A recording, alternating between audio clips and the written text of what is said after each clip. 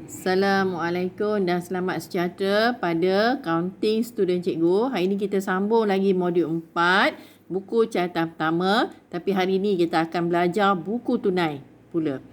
Okey, jadi sebelum kita belajar berkenaan dengan buku tunai, cikgu nak pelajar-pelajar ingat semula apa dia buku catatan pertama.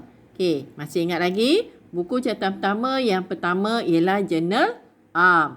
Yang kedua, kita belajar jurnal khas. Jurnal khas ni ada 6 anak. Okey, anak yang pertama jurnal belian. Anak yang kedua jurnal jualan. Anak yang ketiga jurnal pulangan belian.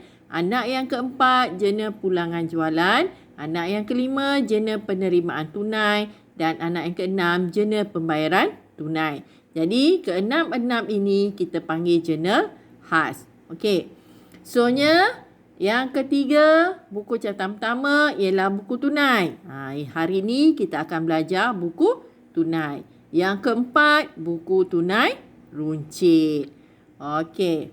Apa dia kegunaan buku tunai? Kenapa kita perlu ada buku tunai? Buku tunai digunakan bagi mengatasi masalah kekerapan membuka ledjar. Dengan adanya buku tunai, kita dapat menjimatkan masa. Kenapa ya? Okey, buku tunai ni merupakan akaun yang digunakan untuk merekodkan semua urus niaga tunai sahaja. Urus niaga kredit ataupun hutang, kita tidak menggunakan buku tunai.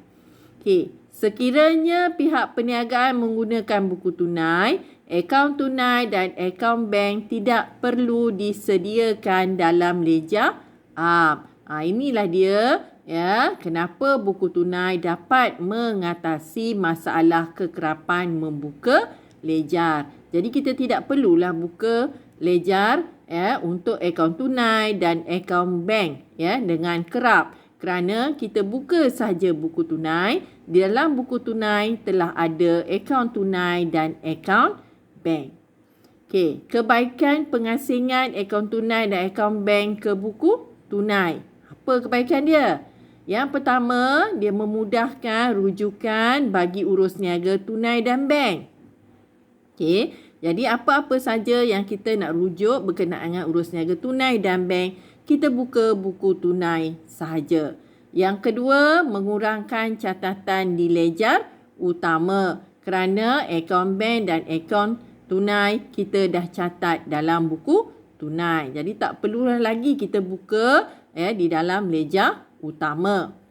Okey, ini adalah format buku tunai yang akan kita gunakan. Format ini ialah buku tunai 3 lajur. Kenapa cikgu panggil 3 lajur? Okey, lihat. 3 lajur ni bermakna di dalam buku tunai ada diskaun diberi, ada tunai dan ada bank di bahagian di sebelah debit. Okey, nampak tu? Ada 3. Itu kita panggil buku tunai 3 lajur. Okey, nampak buku tunai ni dia ada tunai dan bank. Bermakna dalam buku tunai ni di bahagian penerimaan ada akaun tunai dan akaun bank. Okey, di sebelah kredit pula di bahagian pembayaran ada diskaun diterima tunai dan bank. 3 lajur juga. Okey, jadi di bahagian penerimaan dan di bahagian pembayaran telah ada akaun tunai dan akaun bank. Okey, cikgu akan terangkan apakah dia lajur-lajur yang ada di dalam buku tunai. Lajur yang pertama, tarikh. Tarikh urus niaga berlaku. Sama ada di sebelah penerimaan atau pembayaran.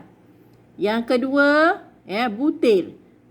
Sama ada di sebelah penerimaan atau pembayaran. Kedua-dua butir ni merekodkan ledjar yang terlibat dalam urus niaga. Yang ketiga, folio. Kedua-dua belah kita nampak belah penerimaan dan pembayaran. Folio ini ialah rujukan muka surat ledjar dalam ledjar catatan bergunya dibuat. Okey, jadi tadi di butir kita dah rekodkan ledjar yang terlibat. Jadi kita perlu catat muka surat ledger yang terlibat di lajur folio. Yang keempat, diskaun diberi. Diskaun diberi ni adalah untuk akaun belum terima. Ya, ingat ya, diskaun diberi untuk akaun belum terima. Ya, di mana bila akaun belum terima membuat pembayaran, kita beri dia potongan ya, ataupun kita beri dia diskaun. Dan diskaun ini dinamakan diskaun diberi. Okey, yang kelima, ya, merekodkan amount penerimaan wang tunai. Okey, yang nombor 5, ya, nampak tunai tu, dia merekodkan penerimaan wang tunai. Ya, tunai ya. Dan yang keenam, dia merekodkan penerimaan cek. Jadi kalau kita terima wang secara tunai, kita rekod dalam lajur tunai. Kalau kita terima wang dalam bentuk cek, kita rekod dalam lajur bank. Okey, 7.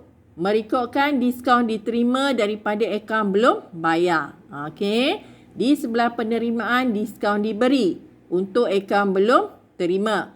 Diskaun diberi dan diskaun diterima ini kita panggil diskaun tunai. Ya, okey. Di mana ya, diskaun diterima ya, kita terima daripada akaun belum bayar. Diskaun diberi, kita beri kepada akaun belum terima. Okey, yang ke-8, pembayaran wang tunai, dan yang ke-9, pembayaran cek. Jadi, apabila kita bayar secara tunai, kita catat di lajur tunai di bahagian pembayaran. Dan kalau kita bayar dalam bentuk cek, kita catat ataupun kita rekod ya, dalam lajur bahagian bank. Okey, sekian. Terima kasih.